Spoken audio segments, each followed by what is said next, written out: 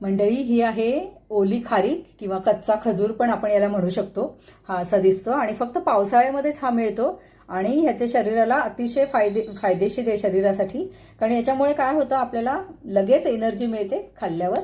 कारण काय, हा पचायला पण सोपा असतो, त्याच्यामुळे लगेच एनर्जी मिळते. त्वचेसाठी सुद्धा याचा फायदा होतो. लोह याच्यामध्ये भरपूर प्रमाणामध्ये असतं. तर आता ह्याच्या मी 2 रेसिपी तुम्हाला आज दाखवणार आहे. हा फक्त पावसाळ्यात मिळतोय, सध्या बाजारामध्ये हा भरपूर प्रमाणात आलेला आहे. असाच पिवळ्या रंगाचा सुद्धा खजूर असतो, तर तो सुद्धा आणला तरी सुद्धा चालेल. तर आता हा स्वच्छ मी धुवून घेतलेला आहे. आता हा आपण आधी कट करून घेऊया. याआधी कुणी कुणी हा खजूर खाल्लाय त्यांनी मला कमेंट करून सांगा. आणि याचं तुम्ही काय करून खाल्लंय, याची कुठला पदार्थ तुम्ही केलाय ते पण मला सांगा. हा खजूर नुसता सुद्धा खायला चांगला लागतो, पण कधी कधी थोडासा तुरटपणा असतो याच्यामध्ये.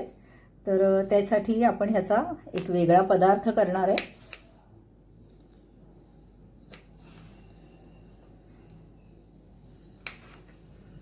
आधी हा सगळा खजूर मी चिरून घेते.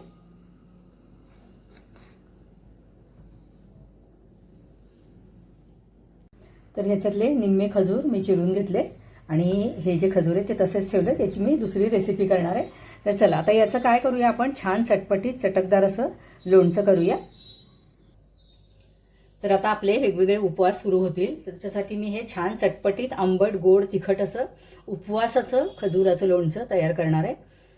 तर याच्यामध्ये कढईमध्ये मी थोडंसं तेल घातलेलं आहे. आता उपवासाचं लोणचं असल्यामुळे ह्याच्यामध्ये आपल्याला फार काही मसाले वापरायचे नाही आहे. तेल तापलेलं आहे. आता याच्यामध्ये घालूया जिरं. तुम्ही जिरं उपवासाला जिरं सुद्धा खात नसाल तर नाही घातली तरी चालेल.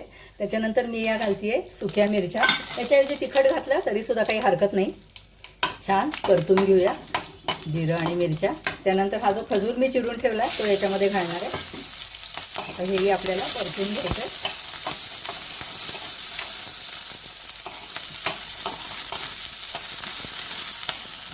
एक 2-3 मिनिटं झाकण ठेवते. अधूनमधून परतत एक 4 मिनिटं आपल्याला याला छान वाफ काढून घ्यायची.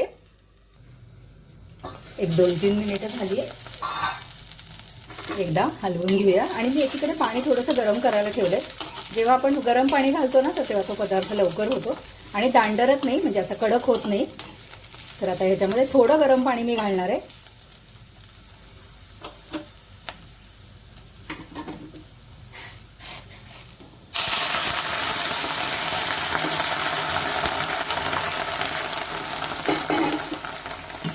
साधारण अर्धी वाटी गरम पाणी घातलेलं आहे. आता हा खजूर आपल्याला चांगला शिजू द्यायचा आहे आणि हा जेव्हा सॉफ्ट होईल तेव्हा आपण याची पुढची कृती बघूया. खजूर आपला सॉफ्ट झालेला आहे, हे बघा तुम्हाला दिसत असेल. व्यवस्थित दाबला जातोय, म्हणजे हा आपला खजूर शिजलेला आहे. आता याच्यामध्ये आपण मीठ घालूया. खडे मीठ घालतीये मी. त्याच्यानंतर याच्यामध्ये मी थोडंसं काळं मीठ पण घालणार आहे. ऐच्छिक आहे, नाही घातलं तरी सुद्धा चालेल. थोडासा गूळ घालतीये. तुम्हाला वाटेल खजूर गोड असताना गूळ कशाला, पण खजूर जो असतो ना हा थोडासा उग्र म्हणजे तुरट असतो. तर त्याच्यासाठी ती जी तुरट चव आहे तर ती बॅलन्स करण्यासाठी याच्यामध्ये आपण लिंबाचा रस घालणार आहे. बाहेर बऱ्याच जण व्हिनेगर घालतात, पण अर्थात आपण घरगुती करताना व्हिनेगर घालायची गरज नाही. तर ते आरोग्याला पण व्हिनेगर चांगलं नसतं. तर आता ह्याच्यामध्ये मीठ आणि गूळ मी घातलेला आहे. आता हा गूळ विरघळेपर्यंत आपल्याला हे असंच गॅसवर ठेवायचं आहे. तोपर्यंत मी लिंबाचा रस काढून घेते. गूळ सगळा विरघळलेला आहे. आता हे मी गॅस बंद करते आणि ह्याच्यामध्ये आपण लिंबाचा रस घालूया.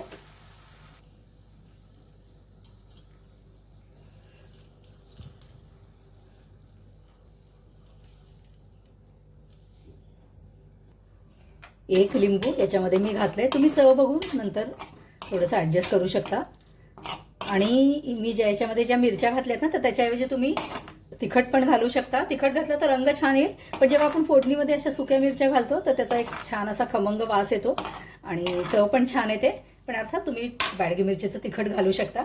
तर मंडळी, हे चटपटीत तिखट गोड आणि आंबट असं आपलं खजुराचं लोणचं तयार आहे. अतिशय हेल्दी आहे आणि तुम्ही नक्की करून बघा. तुम्हाला नक्की आवडेल, माझी खात्री आहे. आणि व्हिडिओ जर आवडला असेल तर लाईक करा, शेअर करा, सबस्क्राईब करा. धन्यवाद.